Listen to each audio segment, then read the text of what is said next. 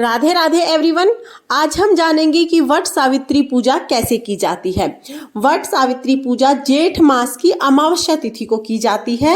इस दिन वट वृक्ष यानी कि बरगद के पेड़ की पूजा की जाती है। लेकिन अगर किसी कारणवश आप बाहर जाकर बरगद के पेड़ की पूजा नहीं कर सकते हैं तो आप घर पर भी बहुत आसानी से वट सावित्री की पूजा कर सकते हैं। घर पर आप या तो बरगद का पेड़ ले आए नर्सरी से, अगर पेड़ नहीं ला सकते हैं तो आप बरगद के पेड़ की टहनी ले आए जिस पर बरबंटी लगी होनी चाहिए यानी बरगद का फल लगा होना चाहिए और पत्ते 5 या 7 पत्ते होना जरूरी होता है। ऐसी आप टहनी ले आइए। उसके बाद घर पर जहां पर भी आप पूजा कर रहे हैं उस जगह को अच्छे से साफ कर लें, चौक मार लें या आप स्वास्तिक बना लें। अच्छे से साफ करके आप वहां पर जो आप टहनी लेके आए हैं उसको किसी गमले में लगाकर या पानी के लोटे में लगाकर रख सकते हैं। तो यहाँ पर मैंने गमले में लगाकर टहनी रख ली है। उसके बाद सबसे पहले हम जल सींचेंगे। जल सींचने के बाद हम कलश की स्थापना करेंगे।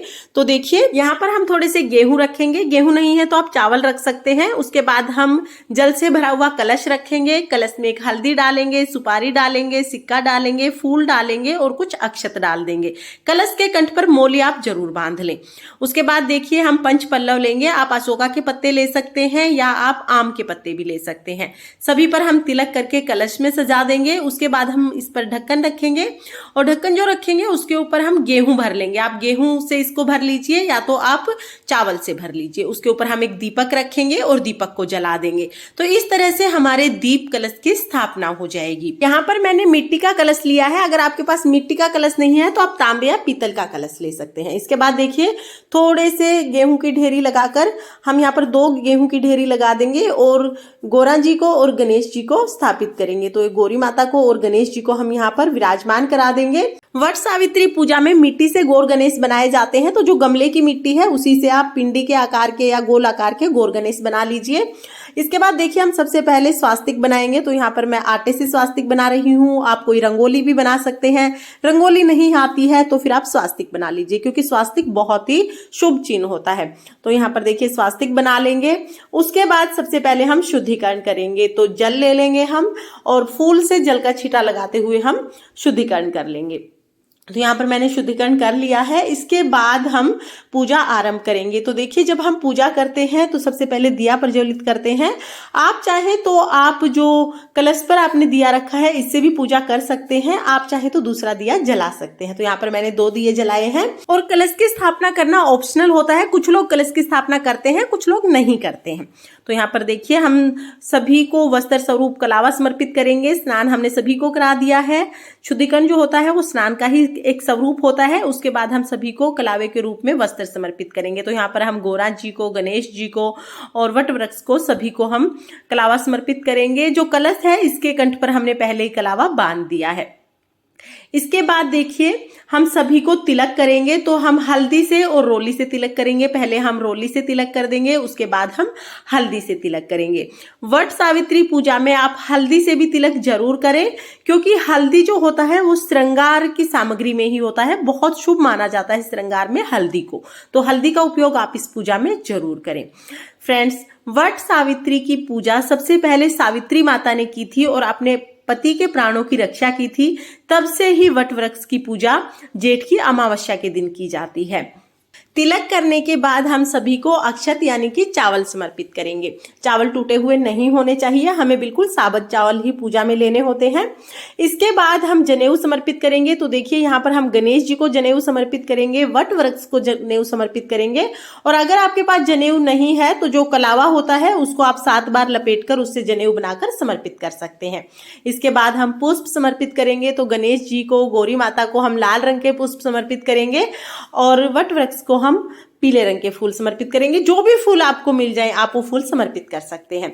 इसके बाद हम सभी को भीगे हुए जो चने होते हैं वो समर्पित करेंगे। तो यहाँ पर हम गणेश जी को, गौरी माता को, वट वृक्ष को सभी को भीगे हुए चने समर्पित करेंगे। फ्रेंड्स, वट सावित्री व्रत की पूजा में गौरी माता को वस्त्र समर्पित किए जाते हैं। तो यहाँ पर मैंने गौरी माता के लिए साड़ी ली है, गणेश जी के लिए भी मैंने वस्त्र लिए हैं। आप सिर्फ साड़ी लेंगे तो इतना भी बहुत है।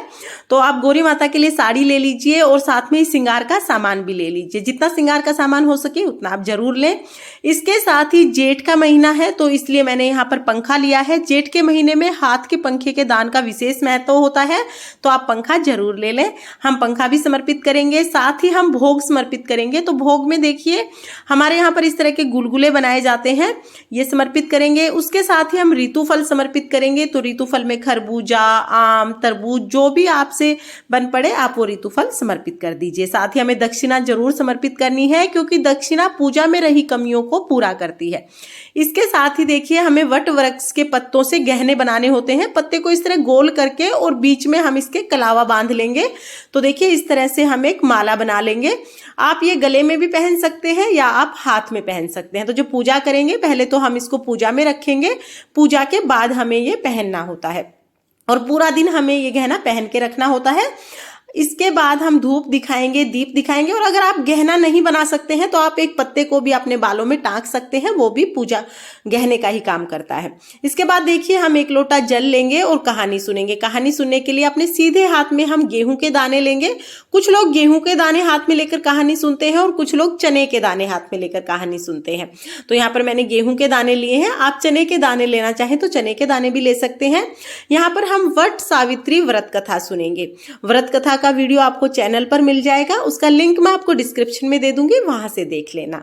कहानी सुनने के बाद गेहूं हम बरगद को और गौर गणेश को समर्पित करेंगे और इसके बाद हमें करनी है परिक्रमा। तो देखिए कच्चा सूत लेकर भी आप ये परिक्रमा कर सकते हैं या कलावा बरगद के पेड़ पर इस तरह से लपेटते हुए आप 7, 9, 11, 21, 51 यथासंभव आप परिक्रमा कर सकते हैं। कम से कम 7 परिक्रमा आप जरूर करें। इस तरह से हम वट वृक्ष की परिक्रमा करेंगे। परिक्रमा करने के बाद हम आरती करेंगे। तो यहाँ पर हम गणेश जी की आरती करेंगे, गोरा माता की आरती करेंगे।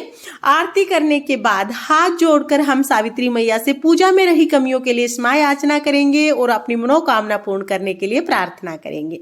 तो इस तरह से हमारी पूजा पूर्ण हो जाएगी। पूजा के बाद जो जल का लोटा है जिससे हमने कहानी सुनी है वो हम सूर्य देवता को अर्घ दे देंगे और जो हमने गहने बनाए थे, जो ये माला हमने बनाई है, वो आप चाहें तो आप अपने गले में पहन सकते हैं या फिर आप अपने हाथ में इसको पहन सकते हैं। पूरा दिन हमें ये पहन के ही रखनी होती है या आप कोई भी पत्ता लेकर, जैसा कि मैंने आपको बताया, अपने बालों में टांग सकते हैं, वो भी गहने का ही स्वरूप हो। इसके बाद देखिए जब दिया शांत हो जाएगा उसके बाद जो भी हमने भोग प्रसाद लिया है, जो साड़ी ली है, जो श्रृंगार का सामान लिया है और जो दक्षिणा ली है, साथ में ही जो पंखा हमने लिया है, ये सभी चीजें हम मिनस कर अपनी सासू जी को दे देंगे। तो इस तरह से देखिए जल हाथ में लेकर हम इस तरह से इन सभी चीजों को मिनस देंगे। फिर आप अपनी सासू जी को ये सारी चीजें दे दें। सासू जी नहीं है तो आप अपनी ननद को या जिठानी को ये सारा सामान दे सकते हैं या आप मंदिर में पंडिताइन को दे सकते हैं। बाकी जो सामान है जैसे कलश है या जो वट वृक्ष है उसको हमें अगले दिन उठाना है। कलश को आप दान कर सकते हैं और वट वृक्ष अगर आपने नर्सरी से पेड़ मंगवाया है तो आप किसी भी सार्वजनिक स्थल पर इस पेड़ को लगवा सकते हैं। और अगर आप टहनी लेकर आए हैं तो जितने भी पत्ते और फूल आपने यूज किए हैं उसको टहनी के साथ ही आप भूमि विसर्जन या उसका जल विसर्जन आप कर सकते हैं। तो फ्रेंड्स ये थी वट सावित्री पूजा की सरल और संपूर्ण विधि। वट सावित्री पूजा से पहले आप जल ग्रहण ना करें। वट सावित्री की पूजा करने के बाद ही जल ग्रहण किया जाता है।